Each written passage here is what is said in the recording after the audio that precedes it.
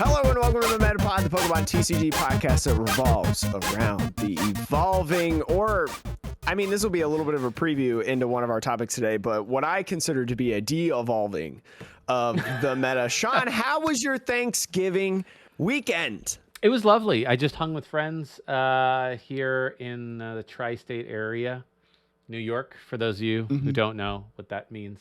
Just hung with friends and chilled. It was very relaxing. So nothing particularly more going on. I am thankful to be back in the podcast this week, face to face with, I guess computer screen to camera to camera with you. Yes. I guess is the best way to put it. But my niece, nephew, and sister and brother-in-law came in. Like, that family came in for Thanksgiving. They visited. It was awesome. My niece and nephew, 11 months old. They're twins. And by golly, Batman, every time I hang out with them and every time I look over for them and help my sister and my brother-in-law take care of them and stuff, I've never been more tired. Yeah, kids are exhausting. I was at a friend's place over Thanksgiving. They have a kid that's I want to say 4 or 5. And I'm one of those people that if the kid wants to play or whatever like that, I'm down. I used to be a camp counselor, but boy, howdy. Being somebody who is nearing their 35th birthday, I get tired. I am getting tired, Jake. And I was just after a while, I was no, I'm watching the Cowboys game. No, we're not doing this anymore. My nephew would be ready for a nap, and so I'd put him to sleep, and I'd lay on the couch, and I'd be I'd be asleep too with him. It's pretty crazy. But we got a lot of stuff to talk about today, including some new reveals that have happened both for the Metapod and in the Pokemon trading card game. We'll get back to that later. You may have already got a notion if you follow us on Twitter at MetapodTCG, or if you just, look at me, you may be able to figure it out on YouTube if you're watching on YouTube. But as always, Sean, we got to go into the 5-star reviews. Yes. So here we go. We're back on Apple Podcasts this week. Remember, if you love the show, please leave a 5-star review, or really any star review in general, along with some feedback. Your thoughts on the podcast really helps us out build an engaging and better podcast for the weeks to come. And if you're on YouTube or Spotify, go to the YouTube and leave a nice comment. We read a comment last week. I'd love to do that more often. And I know we have a lot of viewers from Spotify. So definitely would help out leaving because it pushes us through the algorithm. But here we go, Sean. This is from Chris Rise. I don't know how to pronounce this. I don't. It's all capital letters, CHRSRYES. I don't know. I mean, it could be somebody's name like Chris Reyes or something like that. It could be that. But either way, whoever you are, thank you so much for leaving this review. 5 stars, great for any skill level. Jake and Sean's chemistry together truly make a great Pokemon TCG podcast. It's a great way to keep up with the news, set reviews, and Theorymon for any skill level. Keep up the great work. I love the word Theorymon. Theorymon is great. I mean, there's a lot of... I guess it would apply to Digimon too. But yeah, Theorymon is lovely. It's just... Because we do a lot of that. I especially do a lot of speculating of this thing could happen or that thing. And it's But yeah, when we talk about the set reviews and Sean is oh, you could do Galarian, Cursola, Greedent, VMax. And I'm Sean, stop. Just stop it. No, don't do this to me. Anyways, so we'll talk about that more when it's at the top tables, obviously, because that's coming. I mean, yeah, and then we could sit here and say, oh, Sean called it. Yeah, clearly. But Sean, we got to do another 5-star thing for anybody who does not know. The best below the waist grooming and hygiene company, Manscaped, is officially supporting the Metapod podcast. Sean, you know of Manscaped. I know Manscaped. If you're on YouTube, you're seeing Sean do the Vanna White. Is that her name? Yes, Vanna White was from Wheel of Fortune back in the day for all my Gen Z people out there. I was going to say Jeopardy, but Wheel of Fortune, that is a much better show in my opinion. But Manscaped offers precision engineered tools for your secret rares. that you got going on. Just launched their 4th generation trimmer, the Lawnmower 4.0, and we kind of got access to that, Sean. Manscaped was kind enough to send us the Lawnmower 4.0. And Sean, along with all the other things in your box, we got the Performance Package 4.0 box with the Peak Hygiene Plan. How do you feel about it? I mean, I actually used Manscaped before they reached out to us. I owned their, I want to say their 3.0 version, whatever the 0.0 before the current one. And so my guess is that this one now comes with AI and automatic, it's equipped for automatic driving capabilities as well. So no, I'm joking. It doesn't have any of that. Please do not, for legal reasons, please do not use your Lawnmower 4.0 to drive your car. No, but I'm like, well, I mean, these upgrades though, they must be lovely. But I'm also very excited about the Weed Whacker because, as I said before, I'm nearly 35 years old, and for any other pokey friends out there who've been playing since the base set era, you probably are noticing hair in places you didn't notice them before. So the Weed Whacker's great for that. It's great. A Weed Whacker, for anyone who does not know, is like a nose, ear hair trimmer. You may have seen on Metapod TCG on the Twitter page. You may have saw a picture of me with the Weed Whacker up my nose because guess what? I was testing out the products. I'm wearing the shirt that they sent me. I've actually also got on the boxer briefs that they sent us as part of the Performance Package 4.0. And by God, Sean, this is really comfy. Like I'm really enjoying myself right now in these. Yeah, for anyone out there who wanted to know what kind of underwear Jake was wearing, we got you covered here on Metapod. I got to talk about this, and I might as well talk about the things that I like. And by golly, I'm really enjoying these boxer briefs. But there's a lot of stuff, whether I know it says Manscaped, Sean, but whether you're male, female, non-binary, they adhere to everybody with their products. Because you know what? Everybody's got secret rares that they got to clean up. So, and it may seem silly, but you probably don't want the same shaver, especially for you and I, Sean. If you've seen us on YouTube or pictures of us, we got that facial hair, and you definitely don't want to use the same razor for your secret rares and your face, because that's kind of weird. Yeah. I'm not gonna lie. But if you would like to save some money, especially as we get around to the holiday season, you can get 20% off and free shipping with the code METAPOD at manscaped.com. That is METAPOD, Metapod. I had to think in order to spell that. No space in there though. That's the one difference. Just one single word, just like the Pokemon.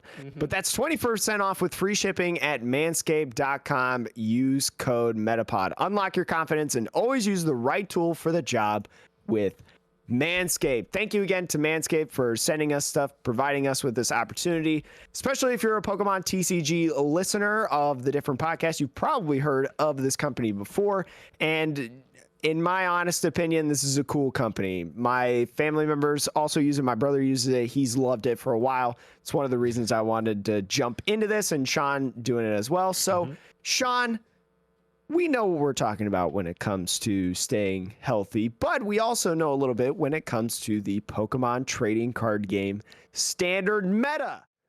And Sean, as the podcast that revolves around the evolving meta, we got to look at the Sunday Open results because, man, Sean, this last Sunday Open was pretty much 2 decks in the top 10. Yeah, I mean, I'm actually going to count it here. If the 10th place is here, there are 2 decks, sans 1 single strike Urshifu. And that's it. And it's Mew Genesect and Inteleon Jolteon VMax. And it's just like, boy, howdy. I feel like, you said this to me earlier, so I'm going to steal your line. Did we get transported back to May of 2019? Sean, looking at and watching the meta develop through the last couple of weeks, we didn't talk about it much last week. I wanted to see how things kind of played out, especially with the upcoming Sunday Open. The longer that the cards are out and the longer that the cards have been played around, the more the meta is going to develop. And Mew VMax, I mean, we said it was good, right? Like, we're not wrong in the fact that we've said that Mew VMax is good. but Mew VMax is too good, in my opinion, Sean. Yes. I mean, I'm like looking at Gassy 165. I think this is Vinny, right? Yes. Yes. Well, no. Who? I'm sorry. I know who you're talking about. Gassy. Yeah. I know who this I'm is. wondering what their real name. Anyways, but Gassy, well known in the community, especially in the Twitterverse of Pokemon, active there. Took 2 losses today. I'm just looking at what they played against to see if that had any impact. One darkness deck, which is Malamar VMax. Is this Malamar VMax? No. This is Malamar Single strike. Or I'm sorry, Rapid Strike Malamar. This yes. is actually the deck that I have built and I'm shuffling right now. Yes. So the Rapid Strike Malamar, which is it's not a dark type actually, right? It's psychic type. No, it's a psychic type. So but it hits for technically unlimited damage. Yes, which might have been what did him in with the prize trade differential. And then losing as well in a mirror match. But outside of that, I'm not even seeing if he played, like there was one Rapid Strike that had the Moltres in it. But other than that, no other dark decks really crossed his path, which certainly helps. And I mean, this is another thing that I want to mention with Mew VMax. Even if you are facing a dark type opponent, Mew pretty much has at least an even matchup with its worst matchups.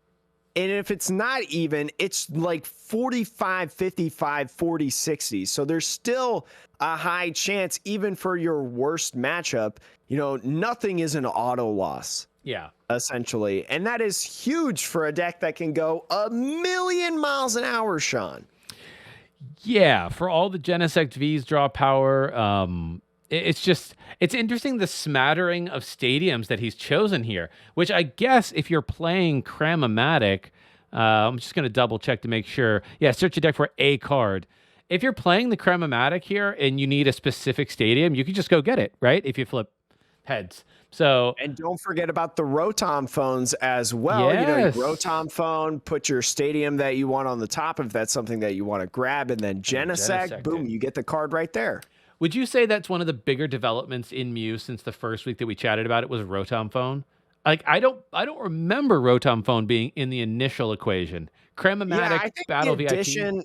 I think the addition of Rotom phone really helps, but also that variety of stadiums, like we mentioned, and a little bit of the other tech cards as well that go along with it. So you look at this list this is Vinny's list, right? Yes, this is.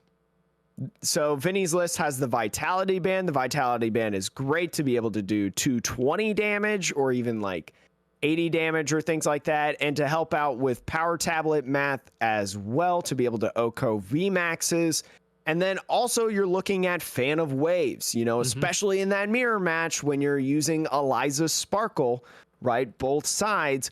Fan of Waves, a huge good card. In my opinion as well, Fan of Waves is just generally a good card in this format.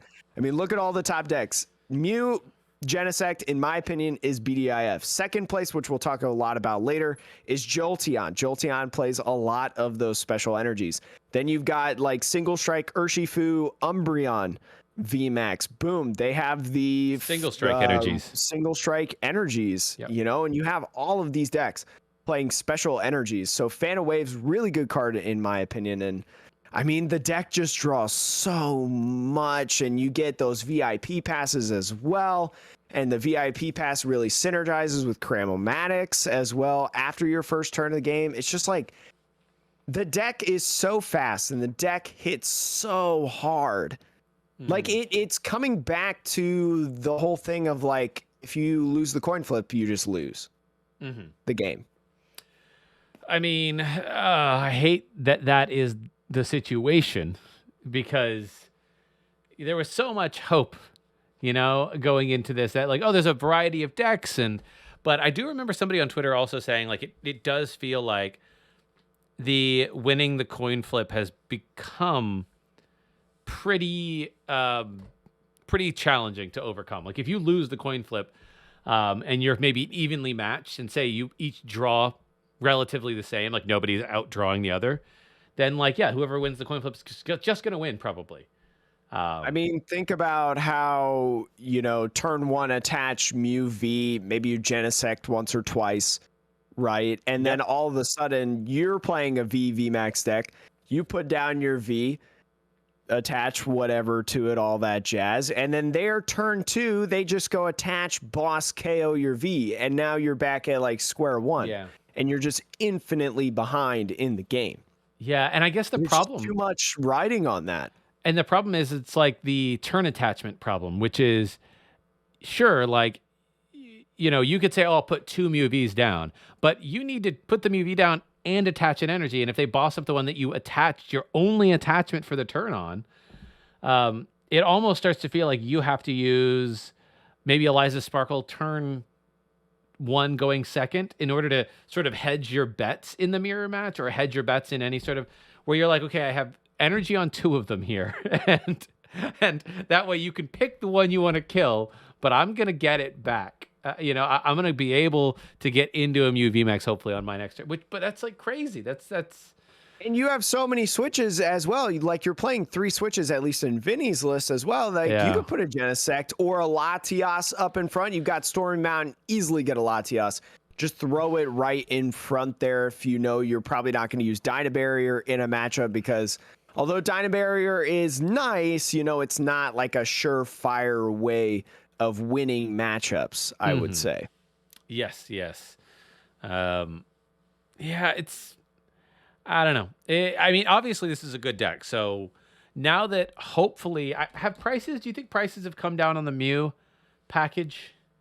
I mean, it's dropped a little bit, but you're still looking at a very expensive deck. Mew VMax, $40 card. Oh my God. I feel like that's actually gone up. It's gone up. I mean, it's relatively like, I mean, I think it was higher than this at the beginning, and then it kind of like dropped down and leveled, but it wasn't like a huge drop like what we saw with other decks. Oofa doofa. And how many Genesects are still $12 cards, much cheaper than Mew VMax, but you have to play 4 Genesects as well. So I mean, right there, Mew VMax itself is $120. Yeah, and then you have the Mew Vs, which shouldn't be too terribly much. Let's see how much the good Mew V. Still $10. So if you got 4, that's another 40, 160, plus another 50, maybe 40, $45 for 4 Genesects. That's 205. Like, this is one of the few decks I think we've seen in a long time where the actual cost of the deck goes, like, it starts creeping back up into that, oh, this is like a proper expensive deck territory. Because I think for a little over a year now, it's felt like between all the different products that Pokemon has released, like, you didn't need to spend $200 or $300 to build a deck from scratch on, for a new set.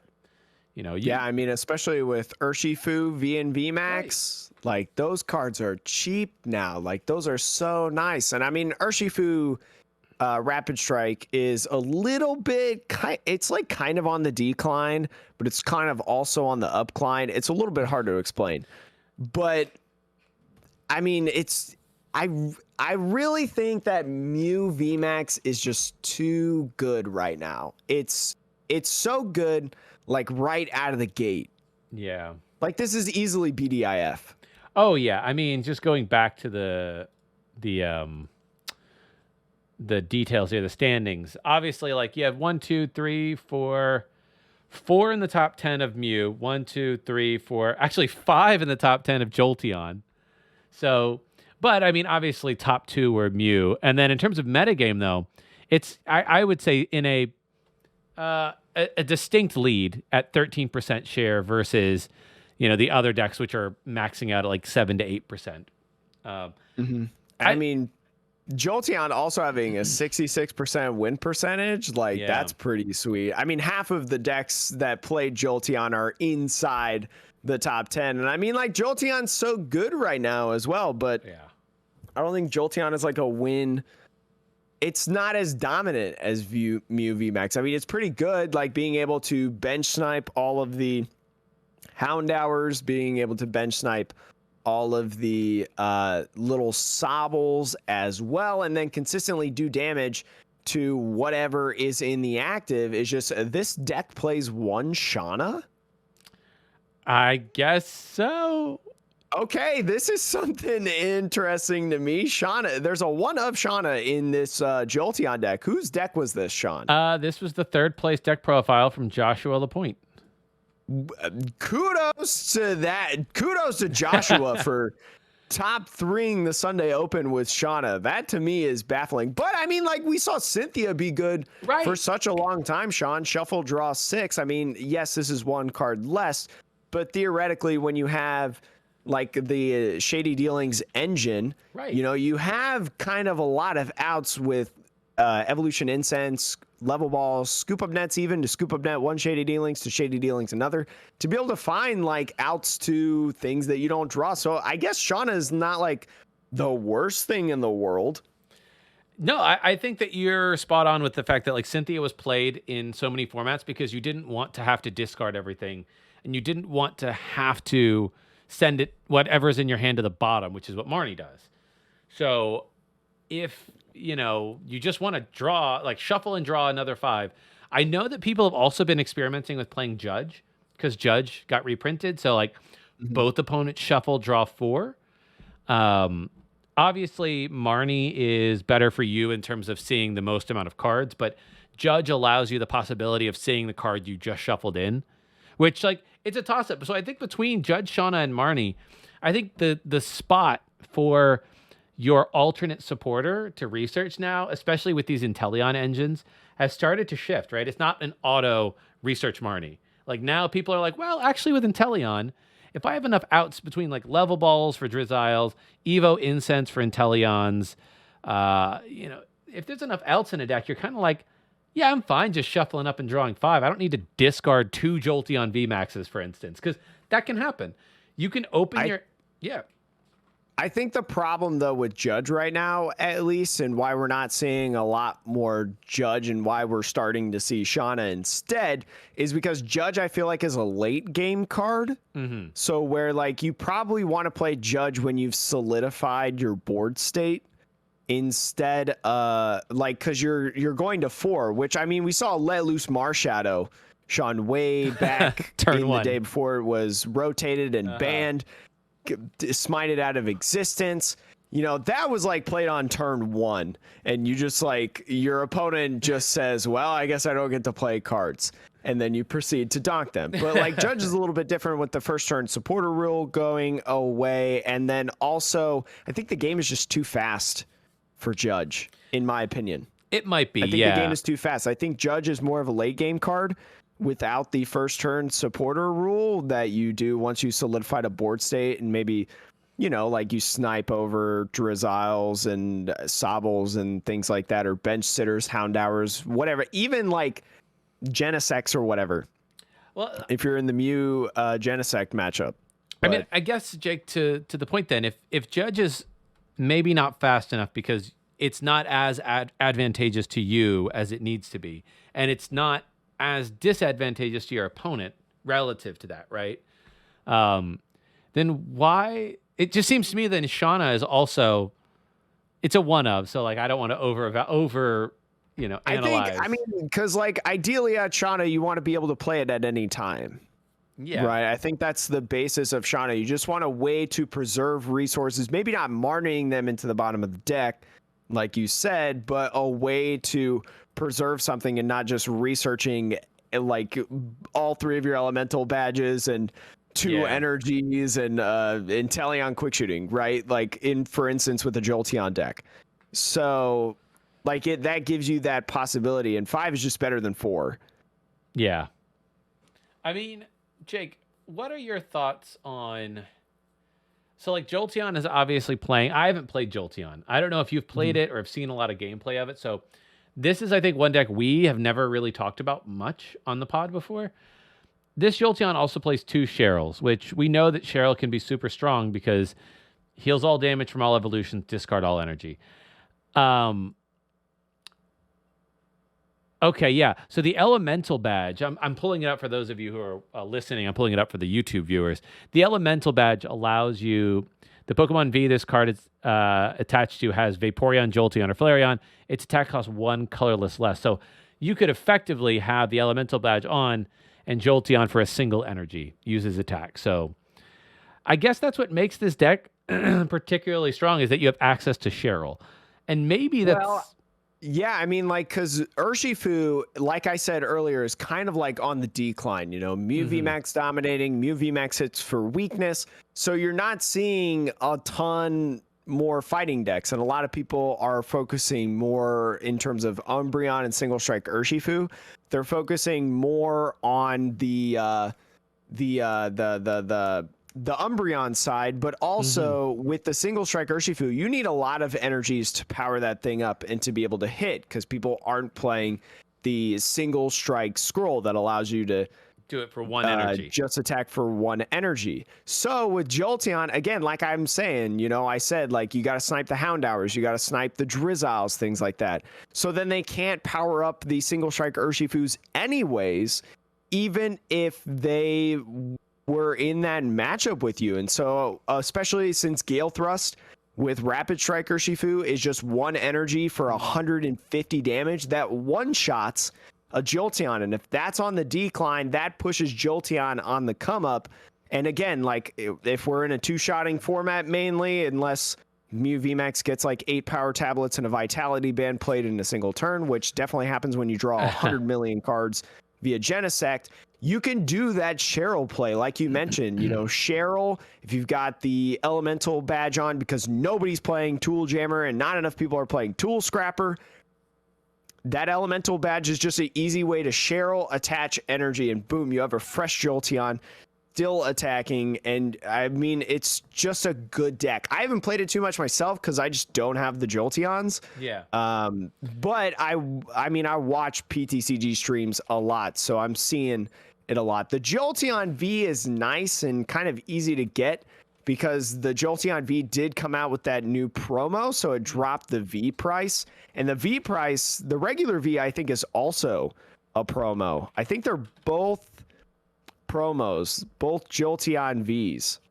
Yeah, that's a promo. So it's made it nice. It's made it a little bit more affordable. And Jolteon VMAX is still, like, I think it's at a $13 market value card. So not like insane. I mean, we're not talking about Mew VMAX, but if you're going to invest in either Mew or Jolteon, definitely just go the Jolteon route. I mean, for this format, I think that, you know, we're in a mix between I think a turn one or a rock, paper, scissors format. And the point you made is that the second best deck in format is entirely determined by what the rest of the meta plays. Because you're right. If Urshifu is played a lot, single or rapid strike, doesn't matter. But if Urshifu is played a lot, they are one-shotting these Jolteon VMAXs. And I think, like, I want to see if he, let's see if he played against much in the way of Urshifu. He did beat a Rapid Strike Urshifu to get to that and that's third the thing place as well. Like, even if you do play Urshifu, you can still win. I mean, especially because of the Inteleon Shady Dealings build. I mean, a lot of the game plan, in my opinion, about like Shady Dealings matchup is if they can't Shady Dealings, you just usually win the game. Like, it's 70-30.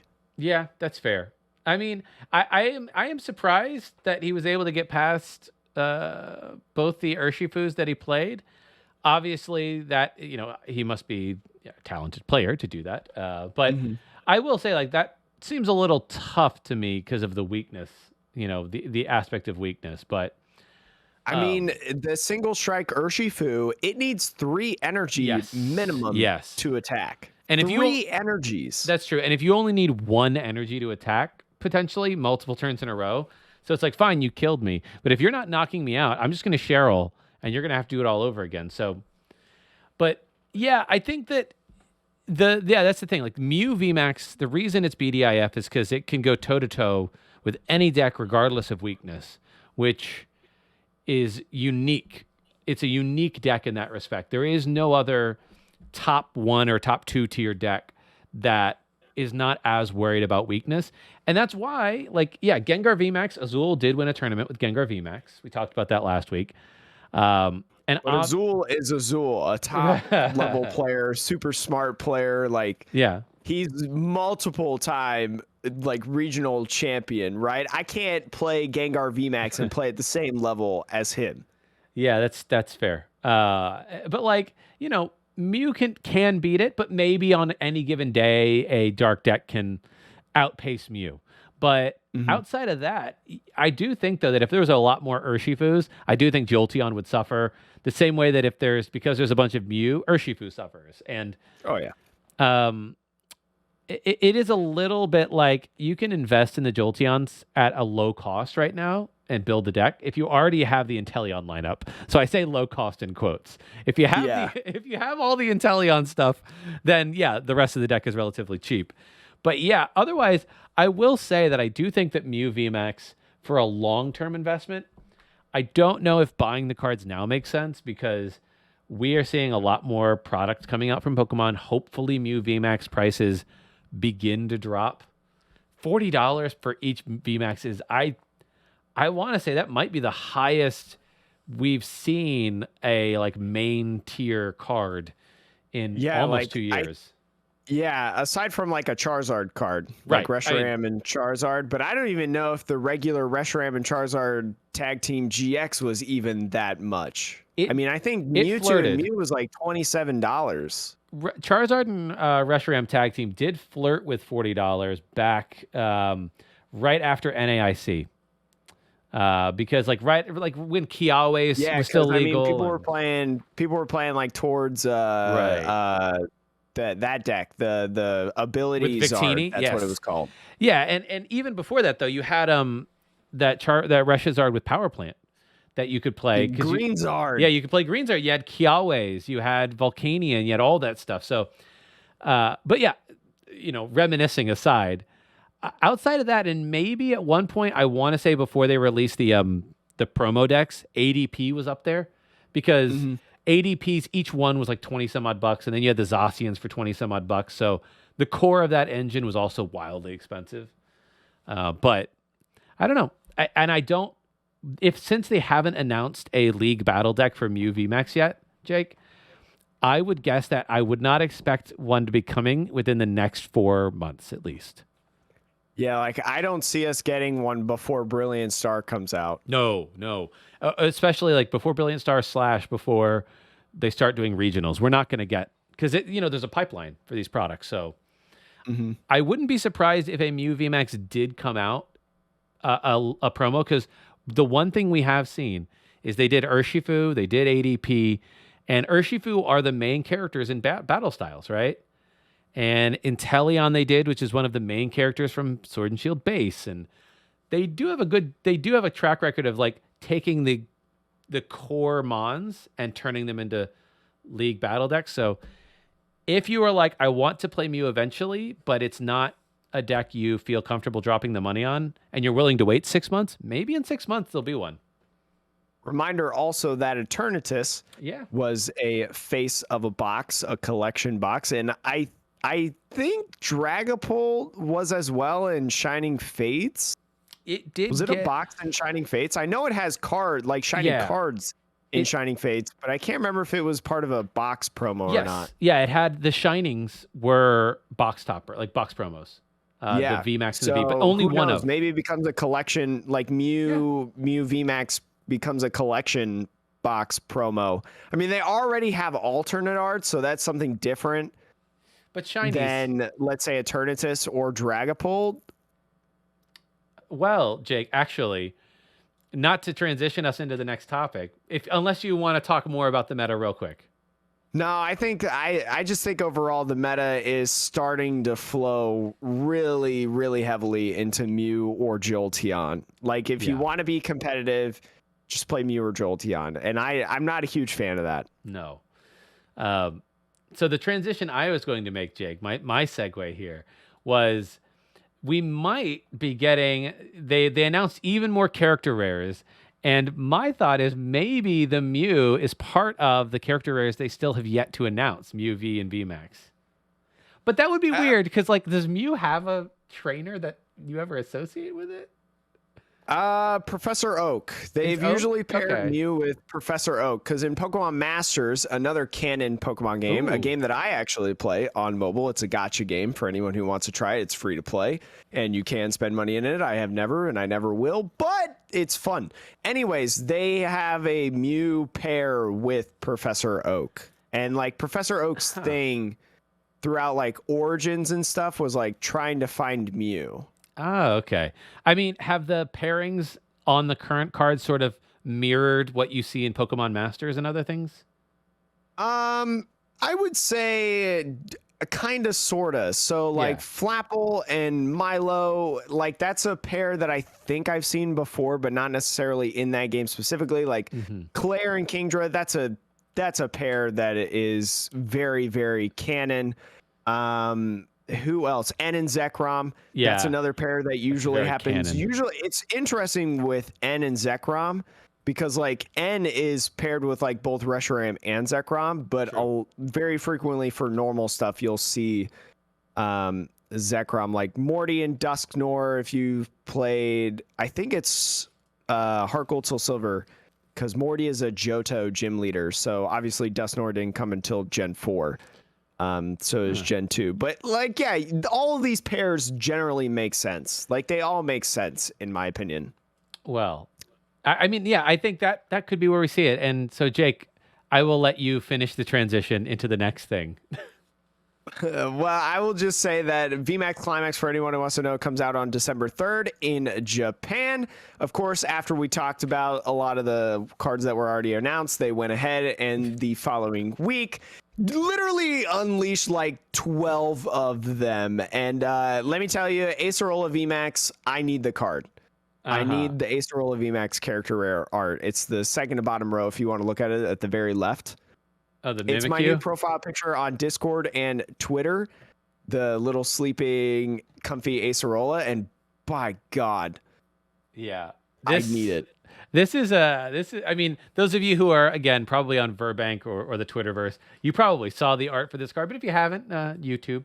But yeah, it's Acerola laying on top of a giant Mimikyu, and it's really cute. It's very cute. And is Mimikyu VMAX a card that already exists, or is this the first we're getting of a Mimikyu VMAX anyways? Mimikyu VMAX is going to be a card that comes out. It's definitely a card that's been announced. I got to pull it up on PokeBeach. It's not like necessarily super good, I don't think. Okay. But it is coming. Let's see. Yep, 300 HP Pokemon.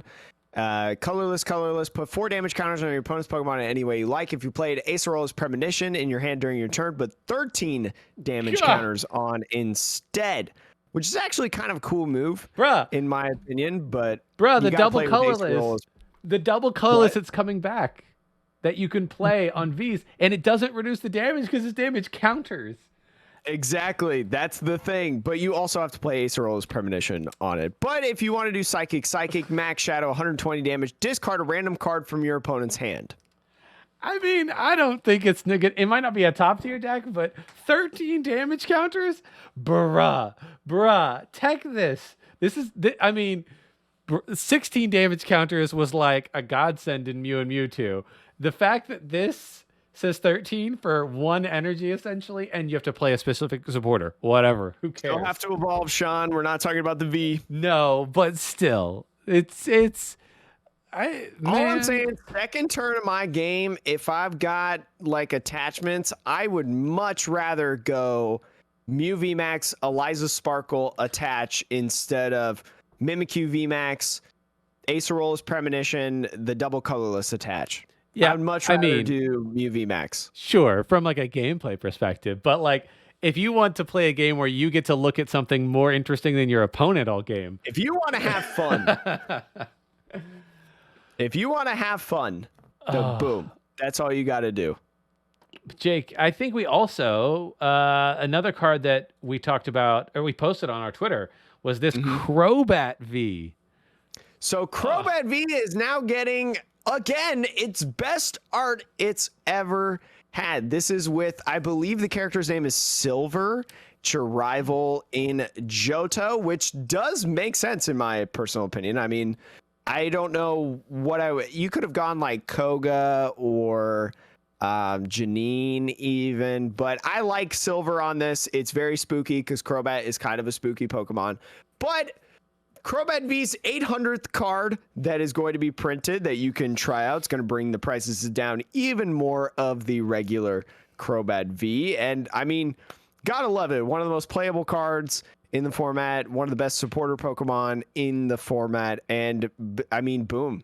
Yeah. Another great art. This is definitely the most superior art if you want to bling out your deck. I will say though, it's very sad that I have a sneaking suspicion that this will come out post rotation, that this will be our holiday set, and it'll be like, you've given us the most wonderful of the Crobats, and I can't even play it in standard anymore. Well, according to PokeBeach.com down here, it says the new cards from Japan's VMax Climax will most likely be part of the International Brilliant Star set. Releasing on February 25th. So again, that's like speculation more, but I don't know. I mean, we could see the Crobat V alternate art come in through Brilliant Star. We might also see it come in a box. True. Of some sort of collection box, Trainer's Toolkit. Yeah, I mean, Trainer's Toolkit 3.0. Get another Crobat VMax. This time, alternate art, which I actually would be pretty happy with, to be honest, if it came in a toolkit. So those toolkit promos are cheap. Oh, yeah. I mean, I do wonder what the next one would be because we're getting way off topic here. Jake, any of these other character rares that you're like, that were revealed that you're absolutely jazzed about? I mean, I just gotta have that Acerola and Mimikyu. I mean, these all look good. Like, I can open up a booster box of VMax Climax, right? And if I got any of these character rares, I would be happy. Whether it's a character rare of the regular, like, non-rule box Pokemon, or just one of the super character rares, which is like your Vs and VMAXs. If I got any of those, I would be happy. These just look absolutely phenomenal. This might be better than Tag All-Stars, in my opinion. Well, yeah, I would agree that it's better than Tag All-Stars. And I think I've come to the conclusion that character rare over shiny. Just like straight up. Like, I'm serious. Like, think about, like, if you're actually looking at these cards, the character rare cards are more interesting than just the shiny Pokemon. In my opinion, like, I love full art supporters. I love showing off the personalities of the different characters. I love showing, and with the Pokemon on top of that, like, that's why Dream League is one of my favorite sets of all time because of those character rares and such in that set. So again, phenomenal set. VMax Climax is going to be a little bit harder to get than Dream League when Dream League first came out because one, Pokemon hype, two, VMax Climax is going to be a special set in Japan. So like a booster box, I think only gets you 10 packs per box. Yeah. And it runs the same amount, like a booster box of VMax Climax and a booster box of a normal Japanese set like Dream League. They're about the same price. So it's going to be tough to get. And I feel like if I'm going to try to buy the single, I'm going to, man. But Sean, which card do you like best? I mean, which one you got to have? The one that I got to have, I mean, honestly, Pikachu in red, we've talked about it before. Just big old Chonkachu there. It's just so good. Outside of that one, though, the obvious, the Sylveon is very nice. The Sylveon is just, I don't know what trainer this is, but oh my gosh, it's gorgeous. I believe her name is Valerie. She's a Gen 6 character. Yeah, but I mean, the Sylveon is also lovely. Sylveon has so many good arts now between the alternate art Sylveon and Sylveon VMAX. I want to say there is one. And now the character rare, it's just, oof, a lot of love. And it's just so sad. You have all these amazing arts for a fairy Pokemon. But now he's the little psychic symbol, just right up there, reminding us all that fairy Pokemon are no more. I think it was Andrew Mahone when he opened his Fusion Strike pre-release kits, the energy packs did not have fairy energy. Yep. Or it had like maybe one fairy energy in it. Yeah, I think they are finally phasing fairy energy out proper. So I mean, it it's makes not even a sense. viable, it's not even like a No. legal type in standard format. Yeah. Like, because no Pokemon uses fairy energy, you're actually not allowed to play fairy energy in standard decks right now. Did you know that? I actually didn't know that you couldn't play fairy energy. That's actually interesting to note. I was going to try to like, you know, that Kecleon, Sean, Well, the that's the Kecleon thing. Rapid Strike Yeah. Kecleon. I was going to try to make it fairy type. That would have been cool. I mean, I don't believe you can actually play it, because prior to rotation, when you had Gardevoir and Sylveon tag team, you could still make the argument, like, it was still legal to run fairy energy in your deck. But now that no fairy Pokemon are in format, I think that they have also, it must be somewhere on the rules page where fairy energy is also now not legal. There's not even fairy weakness anywhere, No. even with the new dragon Pokemon. So even if it was legal, like, why would you do it? Yeah. Like, there's not really a point. Oh boy. Well, But Sean, let's get into the next quick topic that we got. There was some discourse in the Pokemon TCG online community about shuffling. And Sean, yes. I personally don't really give two hoots about the topic, but you wanted to talk about it, Sean. That's true. So lay it on me. What's been going on? Let's fill in our listeners and myself, actually, because I really don't know much about it.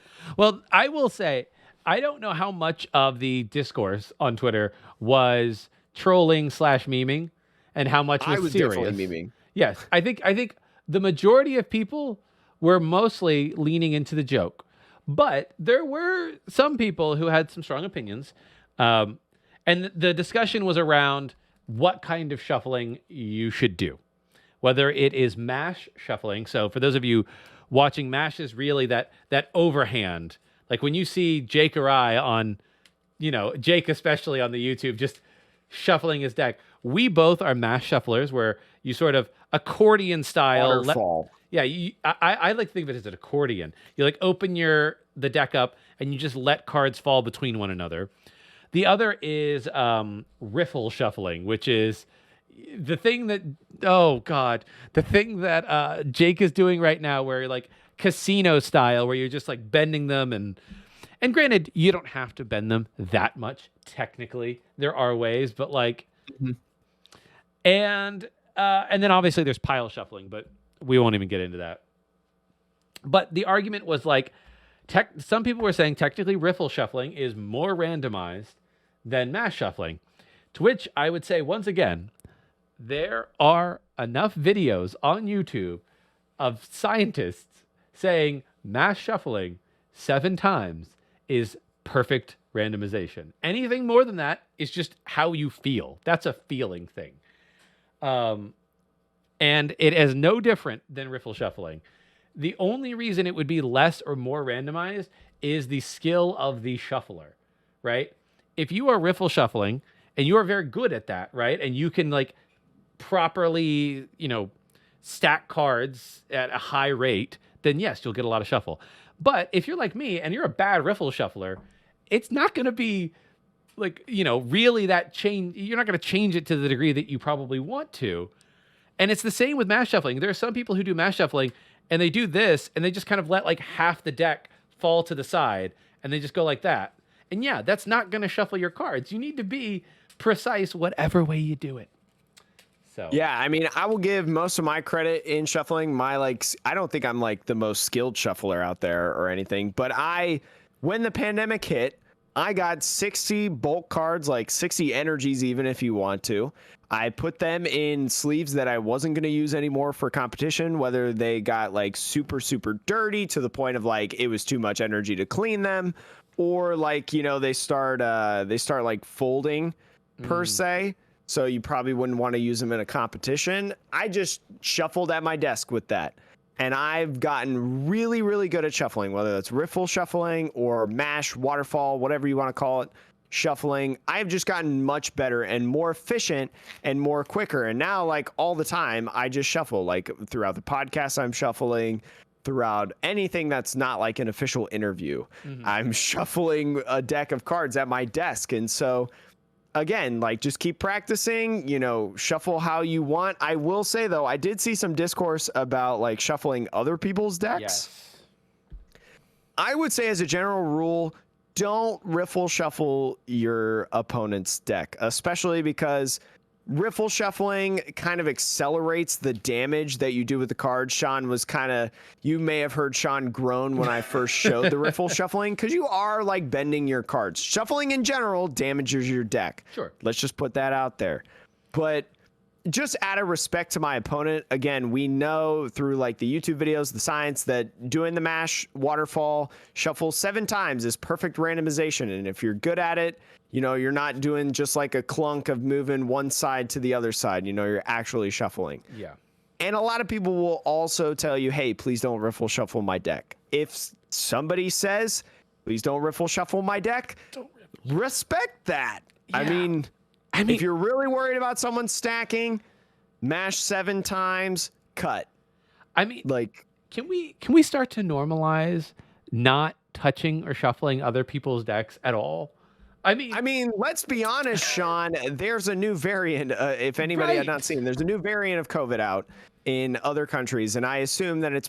This is just my opinion. I am not a scientist or health politician or whatever. I assume it's probably in the United States, and we just haven't found it yet.